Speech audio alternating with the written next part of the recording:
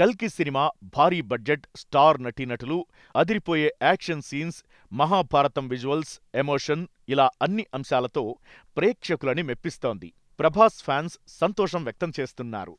అయితే ఈ సినిమాలో ప్రభాస్ కామెడీ కూడా పండించాడు. బౌంటీ హంటర్, డబ్బుల కోసం పనిచేసే రౌడీ షీటర్ లాంటి పాత్రలో ప్రభాస్ కనిపిస్తాడు. యాక్షన్ సీక్వెన్స్లోనూ అదరగొట్టేశాడు. క్లైమాక్స్లో అయితే ప్రభాస్ పాత్రకిచ్చిన ట్విస్ట్ అదిరిపోయింది. అయితే ప్రభాస్ ముందు కామెడీగా కనిపించి తరువాత యాక్షన్ చేశాడు. కానీ అశ్వత్థామ పాత్రలో అమితాబ్కి మొదటి నుంచి కూడా మంచి ఎలివేషన్ ఇచ్చారు.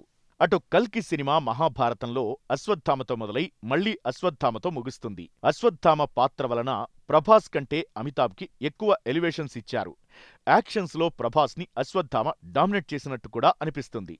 ఆ పాత్ర వలన అమితాబ్ని ఆ రేంజ్లో చూపించారు. ప్రభాస్, అమితాబ్ మధ్య ఇంటర్వెల్కి ముందు క్లైమాక్స్లో యాక్షన్ సీక్వెన్స్ అదిరిపోతాయి. కల్కి సినిమా చూసి నార్త్లో మాత్రం తమ అమితాబ్ బచ్చన్ని ఈ రేంజ్ ఎలివేషన్స్ ఇచ్చినందుకు హ్యాపీగా ఫీలవుతారు.